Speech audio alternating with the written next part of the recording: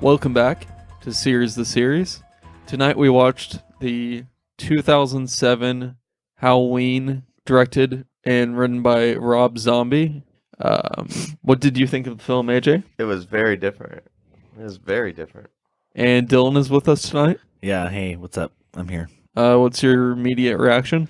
Well, okay, one thing to keep in mind about this one is it's like a remake slash reboot. I think it leans more on like a remake side than it does a reboot side, even though there is a sequel. So it's very different. It's a reimagining. Like a reimagining almost. Rob Zombie took his imagination of the film.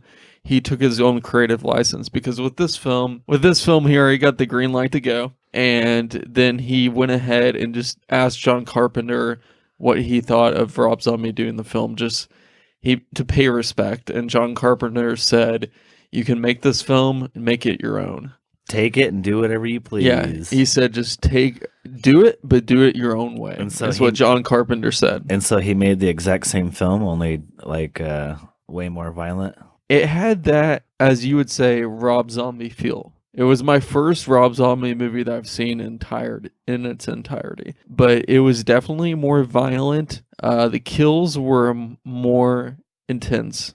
But I'm going to go ahead and just give the overview of the film, the plot first. Get it, Fergie. So in this film, we started with a lot of backstory. And it was the prequel as a young Michael Myers before he's committed to the sanitarium in Smith's Grove. Smith's Grove. So we see a young Michael Myers growing up in a dysfunctional family where his mother is a stripper and his sister is a young girl, high school girl. We have a stepdad type figure, just a boyfriend of the mom, who's this really just gross slob of a man. He's an alcoholic, and there's a lot of dysfunctional yelling and stuff in the house. And so we start to see more of a psychological take of what a young Michael Myers was going through. So something John Carpenter did not do. Yeah, we always saw him as a faceless, blank-faced, masked killer, and this is going beyond the mask. It kind of tries to put like a method to the madness, no pun intended. Yes. And I thought that was interesting, but as we go through the first 45 minutes of the film or so, it's definitely a lot of a young Michael Myers, and it's not, I wouldn't say it was slow, but it did not have a Halloween feel to it at all. This movie, it's its own beast, you know? It's definitely a remake, reimagining. It for sure does not have like that same vibe that the original film had, which is kind of stinks, because going into this movie, you kind of want it to be something like the original, like they're not remaking it for no reason, I guess. I mean, and then again, what can you expect? I mean, it's Rob Zombie. It's a whole new generation for people to come into this kind of a film. So naturally, I think you can kind of both come to expect that it's going to have a different vibe. It's just the vibe this one puts off isn't as fun or enjoyable, I think, as the first one. Yeah, it doesn't have that Halloween vibe. Continuing with the plot, that was a good point, Don. Anyways, we see a relationship between Loomis and Michael a lot more in this film, and they're almost buddies for a while. They're both in there, and Michael's responsive at first to the questioning, and he's denying the murders. We see Michael murder his mom's boyfriend, his older sister, Judith Myers, and the boyfriend of Judith. And at the beginning, the bully. And the bully. The kid from Spy Kids. Yeah.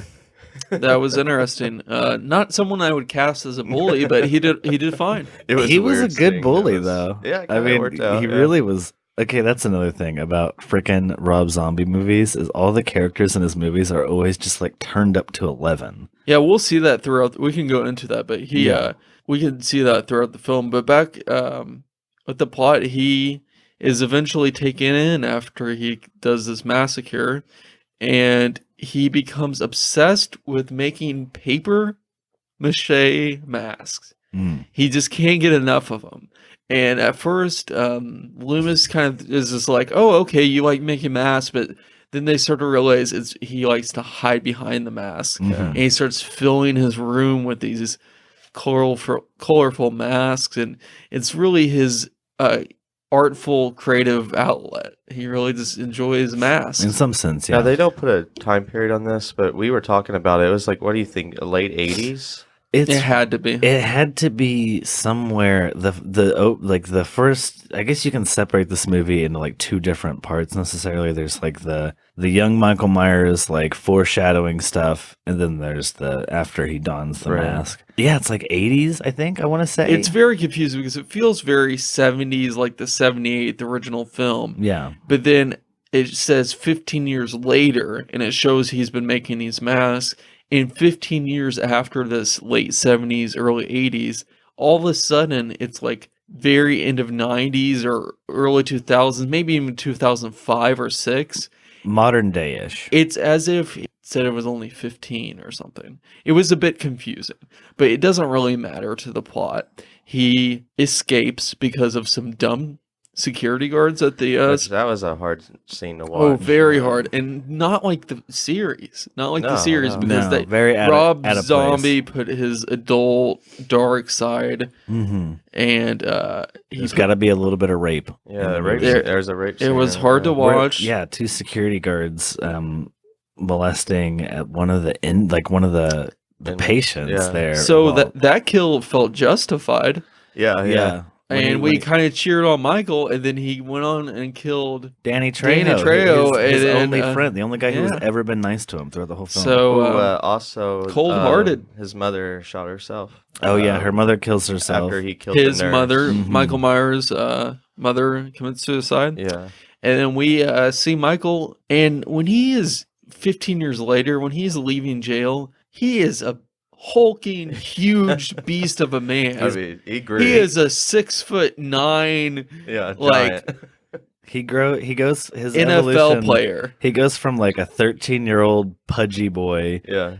and then just jumps straight to a brick shithouse. Anyways, so he goes back to his favorite activity, terrorizing Haddonfield. So he goes back, and as always, he steals the grave, the Oh, Myers grave, from the cemetery. And there is a reoccurring Rob Zombie character by the name of whom, Dylan? Not a character.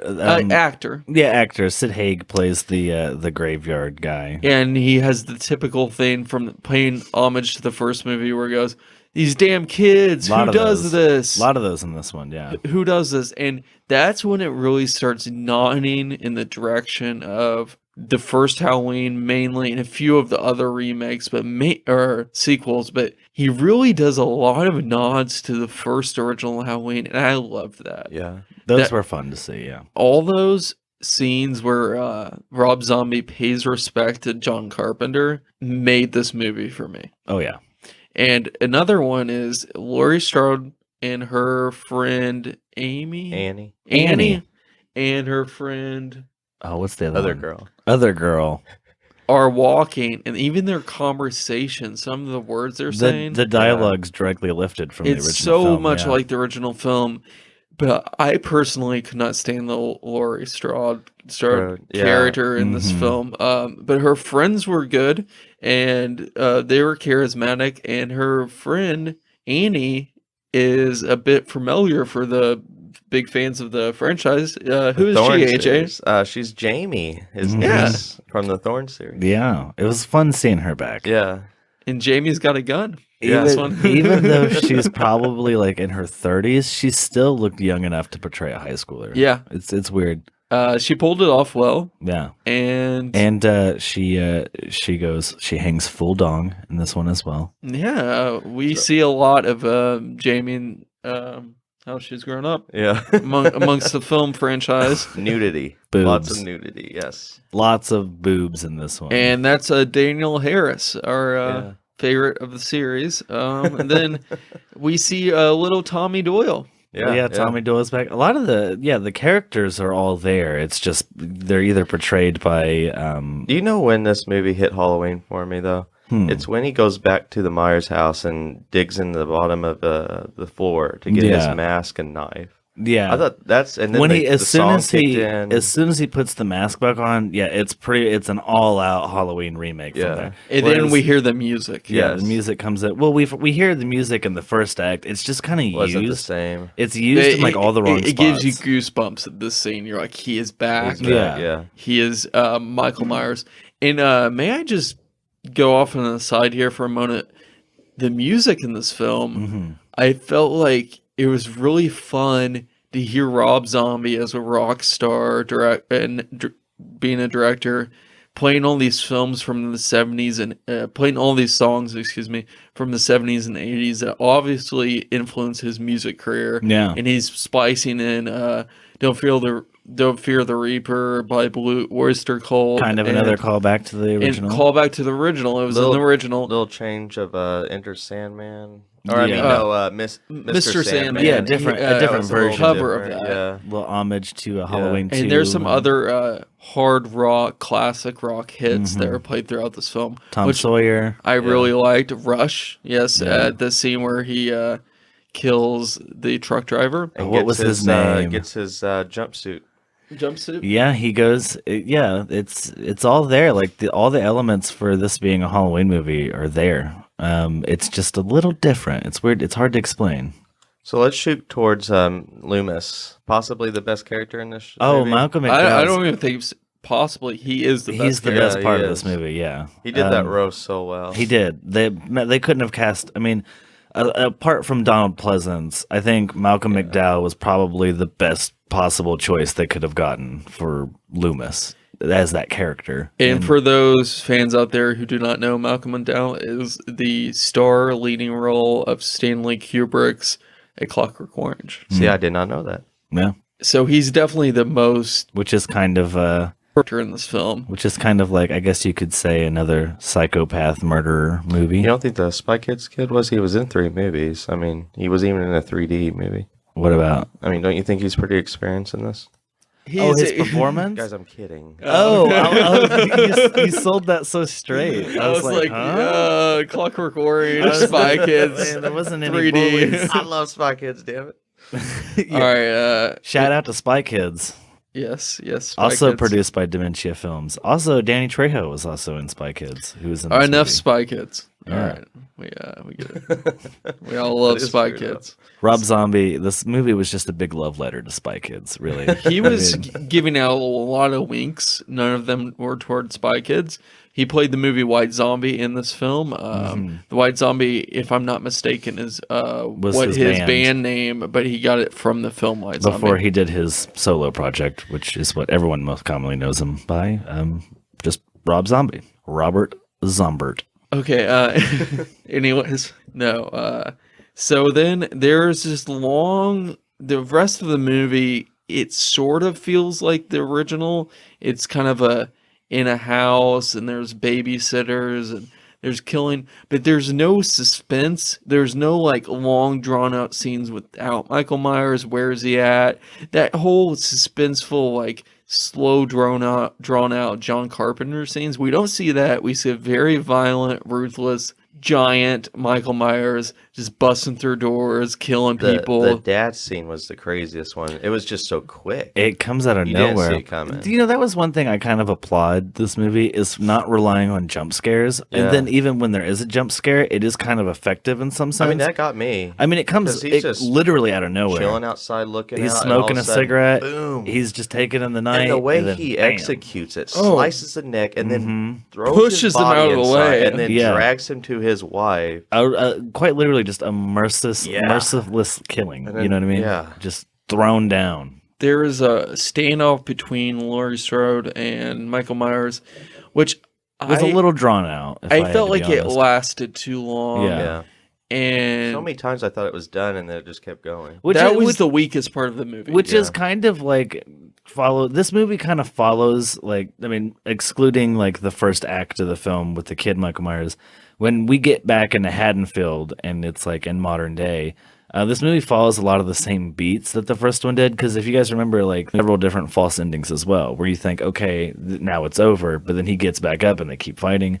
This one was also kind of like that. But They it just felt weren't good, like it felt false endings. it felt more drawn out than it did like Yeah. how the first one did Something it. It's so happens, hard to fade to explain. black, and then you're like, that can't be the end of it. And then it then just it's keeps back to where it going. was. And Yeah. It's just like, well, why did you? I don't know. It's gonna be really so. Let's just jump straight towards the end. Yeah. So it ends with Laurie Strode shooting Michael Myers in the face. Yeah. Which Yeah. is going to be interesting because there's a 2, right? Like there's a part Right. 2 to this one. So I'm kind of curious to see what they're going to do. Just as always, he just some reason doesn't die. He just some reason doesn't die, which fits into like the kind of whole like Michael Myers esqueness of the film. You know what they did good in this one was, I mean, actually, I don't know now that I'm thinking about a lot of screaming. So now that was suspenseful enough to where you're like, these characters are going through the worst time of their life. Mm-hmm. But so much screaming, so much. A lot of screaming. So, They were trying if to I'm- go for the scream queen Yeah. aspect again. If I'm in this not movie. mistaken, this did the best in the box office for the opening weekend, but it looked like the previous Halloween movie we watched, Halloween Resurrection, Yeah. did one of the best box offices, like 30 million of any of the franchise. That's That's kind of crazy. So we need to double check our facts on that. That's kind of surprising. I could see this one doing well in box office. More people started going to Well, films. I would. Okay, are we done doing the analysis here? Can we jump straight into like our thoughts and opinions? We're and done everything? with the plot. We can go. Halloween. If you see 1978, that gives you pretty much a really good idea. This movie is the 1978 Halloween, but after it's smoked an entire bag of meth, essentially. Because this one, it amps up the gore, it amps up like the hyper violence. It's not a very subtle film in its approach, whereas the first one was a lot. And that's more why I subtle. didn't like it. That's why it didn't work as well for me anyway. I still did enjoy it for like kind of what it is. Like it is a nice little love letter to the Halloween movies, but it's definitely.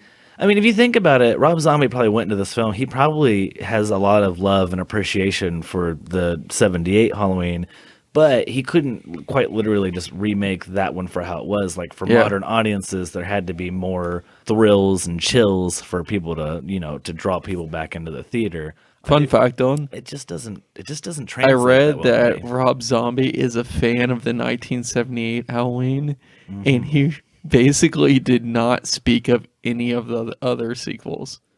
He just said, "I like the first Halloween." That's funny. I was actually gonna say, I was like, do you guys think the Rob Zombie Halloween 2 is gonna take place in a hospital and be like a love letter to the second one? No, because he really didn't nod toward any of the rest of the series. Well, why did he get Jamie back for this one then? You know what? Maybe she was just, I don't know, available. She was available. Just a But fun little like I tip of the do want to hat. say this is really cool. The filming occurred in the same neighborhood that Carpenter used for the original. I was wondering it about that looked- because it really looked the same. It looked the same, yeah. The Myers house is actually in South Pasadena, California. Yeah, it's a dentist office now, or a chiropractor's office now. Oh, really? Yeah, they moved it to a different, where it originally was moved, and it's now, And did you know this? yeah, The doctor, Michael Myers, that works there now? yes. Michael Myers, there's a Michael Myers that works there? Yeah.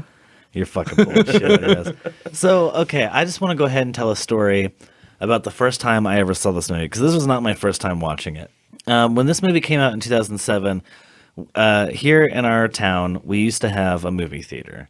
And the movies that we used to get in town were they were mostly like family films or, rom-coms. Like we rarely got horror films. We rarely got like adult movies. And I remember my parents were both very much big fans of the original franchise. And so when Rob Zombie was set to, and Rob Zombie for that fact. So when Rob Zombie was set to come out and make the new one, they obviously were very excited. And what even more so like made it more exciting is that our town got this movie. A Rob Zombie Halloween remake in this town was just mind-blowing. It was just incredible. So we were obviously very excited to be able to go see this movie just like a couple blocks from where we lived. And I remember I don't think it was on Halloween night, but it was definitely in October. It was like Halloween season. And we went to the theater Me, It lasted that long in theaters. It came out in August. August. Yeah, it came out August 2007. I thought it was October. Maybe it was just because this movie put me in a Just Halloween probably felt mood. like, yeah. Yeah, maybe.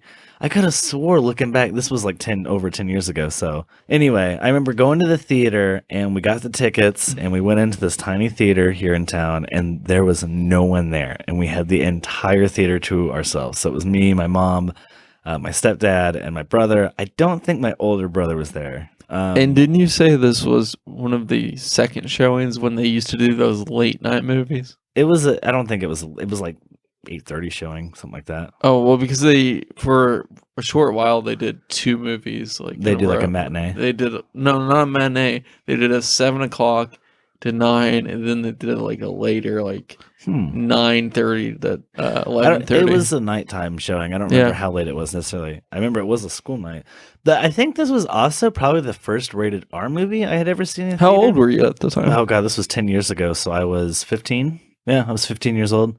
Maybe 14 at that time, depending on. 14. I was 14. Yeah, I was- So you were young to see this film. Yeah. Yeah, I think it might have been. This might have been like the first time I saw a horror movie / rated R film in a theater. So it was just like being there, like with my parents and my brother, and then having this empty theater to like watch this movie in, really just set the setting like for watching it. And I remember leaving the theater and quite enjoying it, like actually being like, wow, like that was actually like awesome. Not really being too familiar with, obviously like the franchise. I mean, I had seen some of the movies from the franchise from AMC's Fear Fest, but I hadn't really absorbed them like I am now.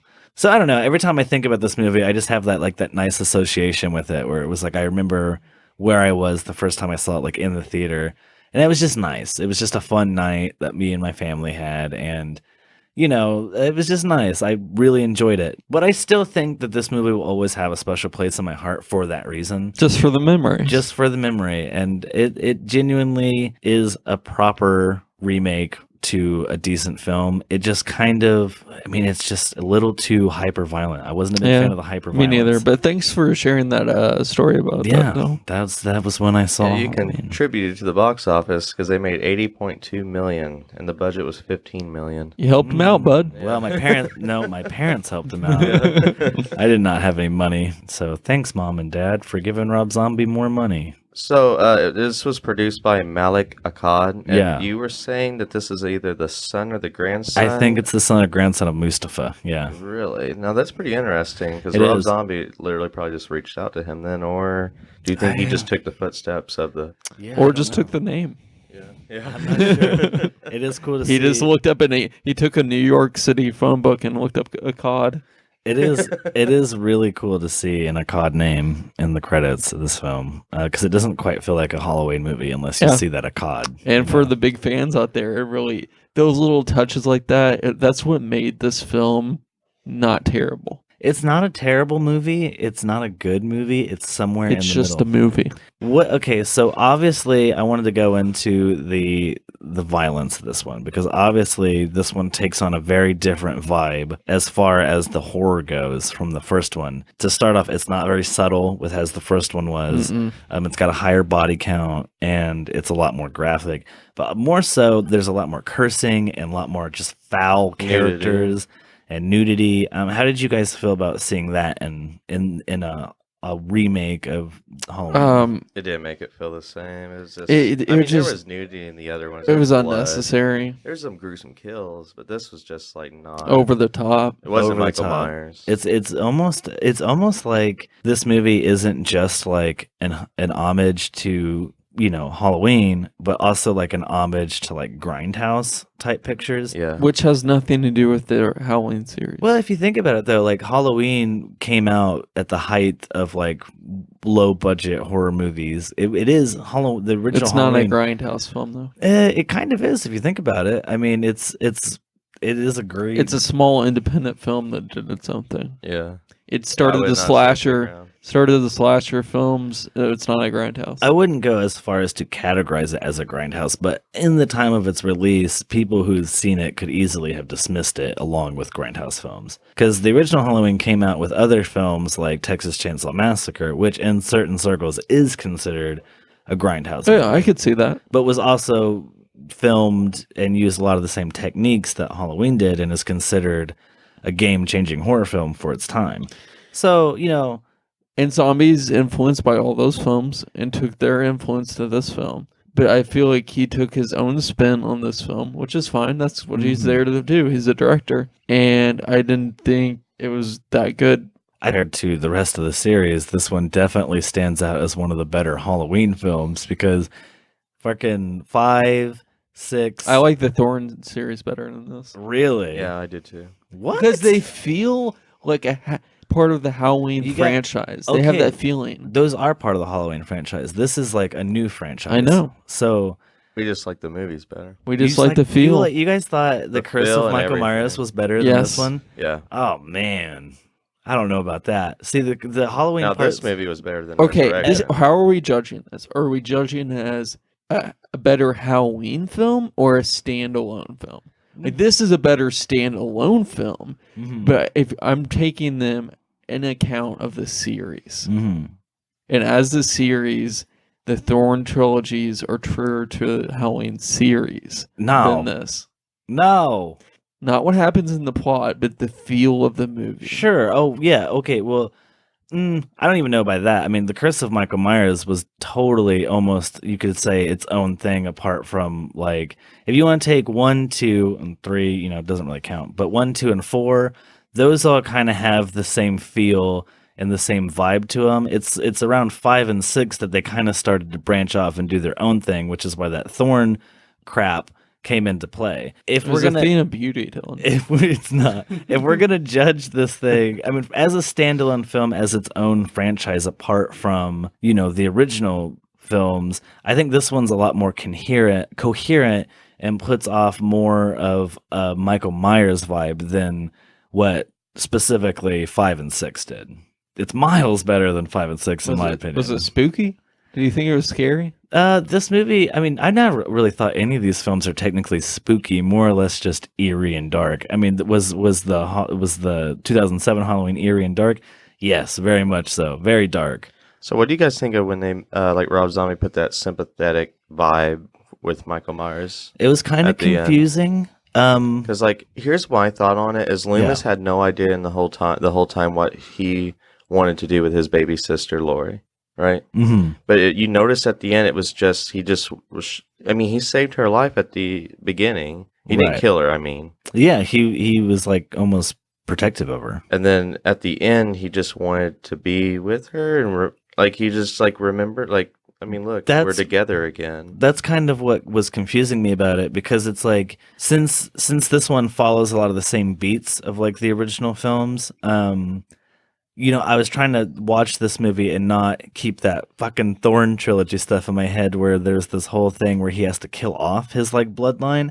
So in this one, I guess we're obviously not following that. So I don't know if this was just he wanted to be close to her again, or if he was coming back to Haddonfield to kill her, because he had already killed off a bunch of people, like all of her friends, leading up to her. So that's what was kind of confusing about it. I didn't understand if it was like he just was trying to be back with Lori and see her again, Dylan, or if he wanted to kill her. Like that was kind of interesting.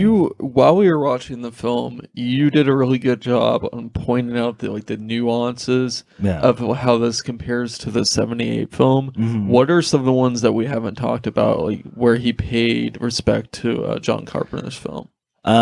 Well, there was a lot of lines of dialogue lifted straight out of the '78 film. Mhm. There was a lot. It followed a lot of the same beats, where it's like Laurie's. Obviously, the characters are all drastically different from their '78 counterparts, but like the story follows. I mean, it's Laurie, and she's in high school, and she's got her friends, and then they're all kind of hanging out a little bit after high school, and then she's babysitting Tommy Doyle, and Annie wants to go sneak off to bang her boyfriend, and so she coerces Laurie to, watch her. What was Annie's kid that she was babysitting? I cannot remember that one. I always forget her name too. But not just plot points, because Right. this is a remake. Not plot points only, but those little winks to John Carpenter. Like, can you think of the name of those specifics where he pays respect to John Carpenter. Well, one thing, AJ, Any of those winks where he pays respect to John Carpenter. there was a lot of moments where Michael Myers is like kind of seen looming in the background, just kind of watching Laurie. Those were interesting. Those were good shots. Those were good shots. Especially the one behind the door when he. Yeah, that there's was a good. lot of moments like that were kind of felt like it was definitely tipping the hat to John Carpenter. As far as like filmmaking wise, I mean, this is like a different movie. Like Rob Zombie filmed it differently. Like it has a different look and a different tone. I think mostly what like those in Carpenter film come mostly in like the lines of dialogue and in the characters. I think definitely the scene where they're walking, the cheerleader, Mm-hmm. they're walking down the same street, Yeah. having the same type of conversation. that scene was almost identical. yeah, with that was the- as close as it got to Mm-hmm. the '78 film. So you guys are talking about earlier and just now, like Carpenter in general. Did you know he actually took issue with this movie after he watched it? really. He said that the perception of the film laminated that giving Myers a backstory took away from the like mysterious side of him. It did. I think it's a But great he point. later clarified that he's on good terms with Zombie. From what I understand, Rob Zombie is like a pretty nice guy. Yeah. That's what I was saying. Is it this one definitely takes all the subtlety of the first one and chucks it right out the window. This one's definitely more in your face with the violence and the gore, and even with the Michael Myers stuff. Like it's Rob Zombie's interesting because you see his stage show, and he's kind of like Marilyn Manson, has a big stage show. he's got that shock rock, And then he has yeah. these really dark, disturbing movies. But when you see him without that persona, without the makeup and stuff, he's kind of like a nerdy, like chill guy. Like you just see like photos of him. He just has those dreadlocks, and he's just kind of like he's like a laid back guy. It's clear that this movie is definitely in some ways not just a love letter to Michael Myers and the Halloween franchise, but also to horror films. Because there was also a shot that kind of reminded me of Texas Chainsaw Massacre in this one, where he pulls Annie back into the house when she tries to leave, and the door closes, and there's just a moment of silence where the camera just kind of hangs on the street. That put off definitely that kind of a vibe to me. Yeah, this movie, it would have been great if maybe he had tried to incorporate the subtleness, like the subtlety of the original film into this one. But I mean, it's hard to say that because it's like we keep saying, it's Rob Zombie, it's his own thing. He obviously had his own creative license with it. I just take issue with that. Like if, I've already great films, I don't think necessarily ever deserve to be remade. I think that they should just be kept in their place and time. I want to say a fun fact real quick. This is really Please. this is kind of neat. Dan Matthews, who was the vice president of PETA, actually sent Rob Zombie a thank you letter because No dead dogs. well, it was yeah. That'd be funny. If That was one thing. there. Michael Myers didn't kill a dog. I'll just read the quote. Hopefully, with the attention focused by your movie on the link between cruelty to animals and human violence, more people will recognize the warning signs among people they know and deal with them more forcefully. We wish you continued success. Oh, So it's just like the fact that like Oh, that's seeing right. cruelty to animals is Yeah. like a sign of like Because serial killer. young Michael Yeah. Myers is torturing animals at the Yeah. start of this film. Wow, so PETA didn't take issue with that at all. yeah, vice president. And do you was know just what like, thank you. is weird? I don't know the laws today, and I think they vary state to state, but they're at least to recent times, there was no law against it in many states of like killing animals like that. You know that? No, I did not know that. They were like, That's kinda sad. I think even to today's standards, there's states that you could like torture and kill animals and not be punished. by Oh well, law. that's terrible. That's really terrible. But I don't know. Yeah. I don't know the real laws are on the books, but like definitely like in the 80s and 70s, at the time this movie took place, they didn't have laws on the books for most of that stuff. For motion pictures? No, in real life. Oh, If you killed a bunch of like, rats like that, it would be, people would be like, that's strange, Yeah. but they wouldn't. is it against the law to kill a bunch of rats today? I don't know about rats, but maybe like cats and stuff. Cats and dogs. I gotta call my lawyer. I'm not saying it's against the law. I'm saying they didn't link it with like being One, there wasn't a wall, and they didn't link it with like serial killers and stuff. Oh, okay. Well, they did in this movie. Yeah, so- they did, didn't they? Reference that, even though it's that Because time. Loomis, that's what clues Loomis into being like, hey, there's something kind of weird. Well, with he's the an kid. expert. I'm saying like general publication. Oh, I see Sure. what you're saying. Okay, yeah. Oh, yeah, like the ideology of people. I at did the not time. explain that. I guess Well, I'm that's why sorry. his mom's like, I don't know. He's Yeah, playing with animals. What did you rate the film? What do you think, Dylan? It's kind of hard. I would give this one probably like a 3.5, like on the movie level. And then on the fun level, like, this is a fun movie. So I give it like maybe a 4 out of 5 on the fun scale. 3 for a movie. Fun wise, oh man, 1.5. You didn't have a lot of fun? No, it wasn't that fun. I give this a 1, and for fun level, I give it a 2.5. Haters over here. I'm not gonna like argue that this is a good movie because it not necessarily a good movie. It's very flawed. But The fun, all the fun for me was when he was winking at John Carpenter. yeah, that stuff was fun. But then like, the over violence, like the over stylized violence, like the big, how Almost Tarantino violence. yeah, the very graphicness of it. Like there's stuff to appreciate there. Just maybe like if this wasn't a Halloween movie and And it a was little just, bit of suspense would have been nice. if it was its own slasher film, this movie could have like had a better, takeaway from I me. thought the whole anyway. house scene had great suspense, but did you guys not feel that way? I didn't feel a bit suspended. It was It's suspenseful. like the only time I felt it. It was definitely suspenseful, but at that point in was like long. the film, it It- was a little yeah, drawn yeah, it out. was So drawn I was out. just kind of like, oh my god, something happened. Favorite kills for me in this? Favorite kills. Mine yeah. was the guy that I said was Skrillex with the glasses. The boyfriend. The of, boyfriend that Lori's gets friend, stabbed yeah. into That the was bowl. another Which is thing. another, yeah, another one. like they took that directly, Yeah. almost just like a reshot scene from the original. Except he put a pumpkin on the dude's head. That was a little gruesome, yeah. Yeah, that was like, But that also is kind of Michael Myers because Yeah, Michael yeah. Myers has been known for decorating up Yeah. his corpses. Let's see, favorite kill. Golly, probably I'm gonna say my favorite kill was Michael Myers at the end.